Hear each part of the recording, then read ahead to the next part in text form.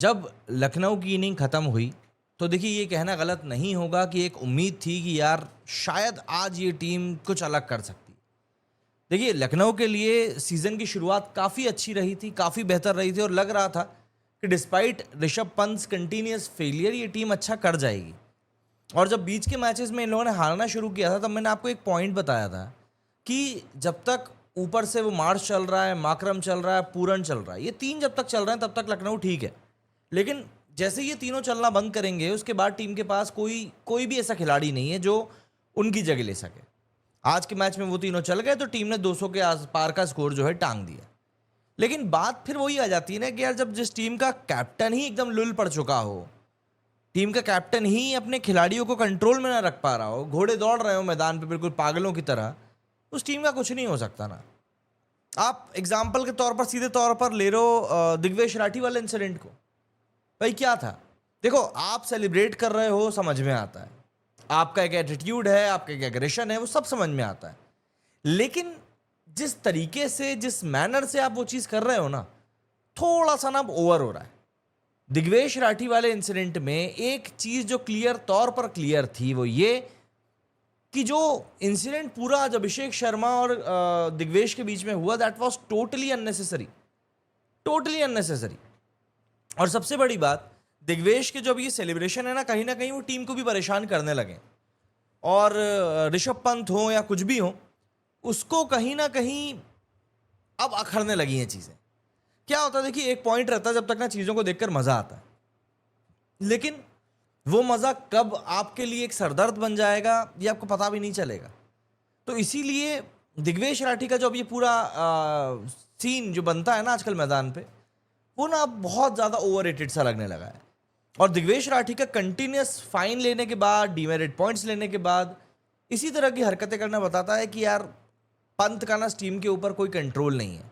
और होगा भी कैसे भाई? एक खिलाड़ी सिर्फ कप्तान होने के कारण रिस्पेक्ट नहीं पाता है। आप कप्तान हो बहुत अच्छी बात है, but you have to earn the respect.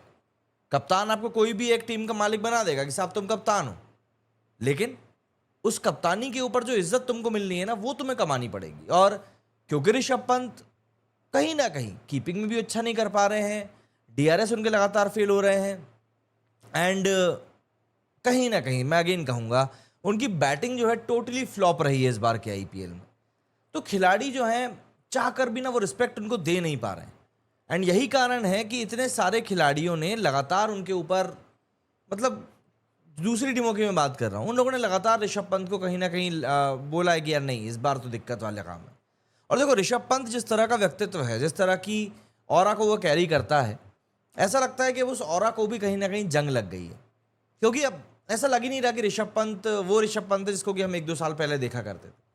Test matches में होगा बहुत अच्छा, कोई दिक्कत नहीं है, हो सकता है अभी भी बहुत अच्छा खेले ऋषभ पंत टेस्ट मैच में जाकर, बट T20 में जिस तरह की परफॉर्मेंस इस बार की पूरे आईपीएल में गई है, बिल्कुल नहीं। इससे अच्छा तो मुझको वो केएल राहुल लग रहा है। मतलब केएल राहुल ने एटलीस्ट दिल्ली की कप्तानी छोड़कर अपने करियर को तो ट्रैक पे रख लिया। इस बंदे ने कप्तानी का लालच कह लो, पैसों का कह लो, किसी भी चीज़ का कह लो आप, लेकिन करियर के साथ तो खिलवाड़ कर लिया ना। लेकिन बात वही है, पैसा इतना है कि पूछो मत, कोई बात ही नहीं, नहीं भी खेल पाया तो क्या ही है, पैसा तो कमा ही लिया। यही होता है जब चीज़ों में पैसे बहुत ज़्यादा इन्वॉल्व हो जाते हैं ना, तब इंटेंट कहीं ना कहीं और भूख कहीं ना कहीं गायब होने लगती है। खैर, मैच के ऊपर दोबारा लौटते हैं।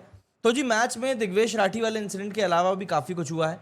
और आज जिस तरीके से हैदराबाद ने लखनऊ को बाहर का रास्ता दिखाया है, एक बहुत बड़ी सिनेरियो हमारे सामने क्लियर हो गया है कि अब परसों 21 तारीख को जो मैच होने वाला है मुंबई और दिल्ली के बीच में, वो एक तरीके से इस बात को सील करेगा कि कौन सी टीम चौथे नंबर पे क्वालिफाई करने वाली है।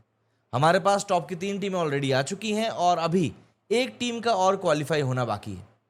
अगर हम लोग मैच की बात करें तो मैच आज का काफ़ी ज़्यादा इंटरेस्टिंग था। सबसे पहली बात तो मैंने आपको बताया ना कि आज लखनऊ की इनिंग को देखकर ऐसा लग रहा था कि शायद लखनऊ आज बहुत अच्छी वापसी करने वाला है। बट वही कहते हैं ना कि जब आप जिस भी चीज़ से ज़्यादा उम्मीद कर लो, वो उम्मीद तो पक्के तौर पर टूटना तय ही रहती है। तो वही चीज़ आज यहाँ पर भी हुई है। और जिस तरीके से आज परफॉर्मेंस निकल कर आई है लखनऊ की, स्पेशली अगर मैं आपसे बात करूँ बैटिंग के डिपार्टमेंट में, तो भाई वहाँ पर तो इनका टोटल केओस देखने को मिल गया। सॉरी, बॉलिंग में टोटल केओस देखने को मिल गया। मतलब आप इतना बड़ा स्कोर खड़ा कर रहे हो और यकीन मानिए दिग्वेश ने अभिषेक शर्मा के सामने जो सेलिब्रेशन किया ना, वो सेलिब्रेशन अपनी जगह पर था, लेकिन अभिषेक शर्मा ने बिश्नोई के एक ओवर में जो 4 छक्के कूटे, उसके बाद से मैच का जो पूरा कॉन्टेक्स्ट था ना वो बदल गया था। वहां से फिर ऐसा लग रहा था कि नहीं यार, अब जो चीज़ें हैं ना बहुत हद तक ये मान के चलिए आप कि अब कंट्रोल हैदराबाद का आ चुका है और लखनऊ अब कहीं से कहीं तक भी इस मैच में वापस आएगा नहीं। तो ये चीज़ तो क्लियर थी। तो अगर हम लोग यहाँ पर मैच की सिनेरियो की बात करें तो यार मैच आज ये मान के चलो आप कि हैदराबाद ने बहुत कन्विंसिंगली इस मैच को जीता है, 6 विकेट से जीता है और कहीं ना कहीं एक डोमिनेंस दिखाई है 200 प्लस के टारगेट के सामने कि नहीं यार हम इसको चेज़ कर सकते हैं। वैसे हैदराबाद का ये पूरा सीज़न ही बहुत घटिया रहा है, लखनऊ से भी बहुत घटिया रहा है, बट आज के दिन तो इन लोगों ने बता दिया भैया लखनऊ को कि यार हम ही हम हैं।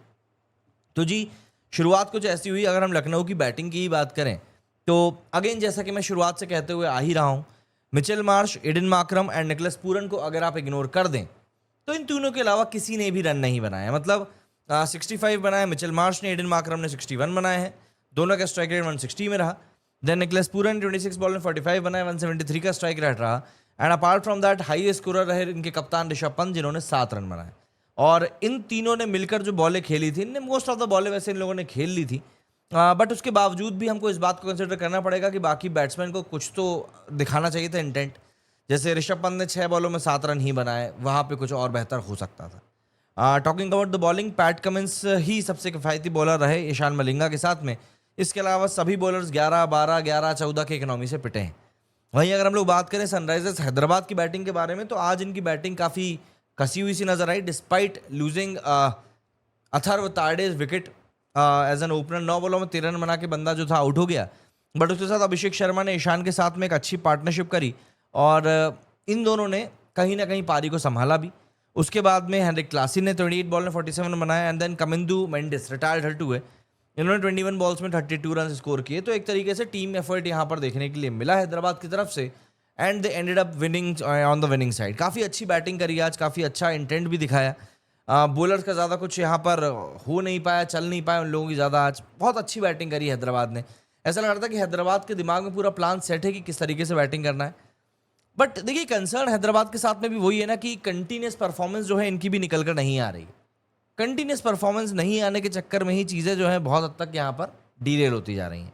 ईशान किशन को ही देख लीजिए आप, फर्स्ट मैच में सेंचुरी मारी थी बंदे ने और उसके बाद से जो इसकी स्कोरिंग नीचे गई है अभी तक ना वो संभल ही नहीं पाई है। और यही कारण होता है कि ना आपकी जो परफॉर्मेंस रहती है ना वो इंडिविजुअल लेवल पर उतनी अच्छी नहीं आ पाती है। फिर अगर हम लोग देखें तो इस बंदे ने अभी तक के आईपीएल में मतलब 2 run 2 run 17 run 9 run 2 run 1 run, Chennai के खिलाफ 44 मारे थे, फिर 13 रन, फिर ये लखनऊ के खिलाफ 35 रन। तो ये 2-3 स्कोर अगर हम छोड़ दें तो ये पूरा का पूरा जो टूर्नामेंट है कहीं ना कहीं ईशान किशन के लिए बहुत ही बुरा गया है। And same with Abhishek too, century भले ही अभिषेक ने मारी है बट सीजन उतना ज़्यादा कन्विंसिंग गया नहीं है। और यही कारण है कि अगर हम पॉइंट्स टेबल की तरफ देखें तो हैदराबाद जो है टेबल में काफ़ी ज़्यादा नीचे बैठी हुई नज़र आ रही है। हैदराबाद 8वें नंबर पर है, लखनऊ 7वें नंबर पर है। अगर हम क्वालिफाइड टीमों की बात करें तो गुजरात, बेंगलुरु एंड पंजाब ने क्वालिफाई कर लिया है प्लेऑफ्स के लिए। अपार्ट फ्रॉम दैट अगर हम बात करें तो एमआई का जो सिनेरियो है वो अभी बचा हुआ है। एमआई वर्सेस डीसी का जो मैच होना है 21 तारीख को, एक तरीके से वर्चुअली नॉकआउट मैच होने वाला है। जो भी टीम उस मैच को जीतेगी that team will be going to for the playoffs and उसके साथ ही हमको 4 टीमें प्लेऑफ की मिल जाएंगी। अगर डीसी प्लेऑफ में आती है तो हमको कोई पहली बार का विनर मिल सकता है, लेकिन अगर मुंबई प्लेऑफ में आती है तो फिर मुंबई एक बहुत ही स्ट्रांग टीम है। 5 ट्रॉफीज जीतकर वो लोग ऐसे ही नहीं बैठे, तो they have plenty amount of confidence in their team. तो यहाँ पर ये सिनेरियो इस समय बनता हुआ दिखाई दे रहा है। बट आरसीबी की क्वालिफिकेशन हो चुकी है। आरसीबी के भी अब 2 मैचेस बचे हुए हैं। 23 को उनका हैदराबाद से मैच है एंड 27 को उनका लखनऊ से मैच है। एंड अगर हम लोग बात करें एमआई का तो एमआई के 2 मैचेस हैं। 21 को उनका डीसी से है एंड 26 को उनका पंजाब से है। तो वो पंजाब वाले मैच के पहले ही मतलब मुझे ऐसा लगता है कि एमआई कोशिश करेगा कि वो 21 तारीख को इस चीज़ को सील कर ले। एंड डीसी के भी 2 मैचेस बचे हैं, वही मुंबई के साथ में एंड पंजाब के साथ में। तो ये सिनेरियो इस समय आईपीएल का सेट हुआ पड़ा है।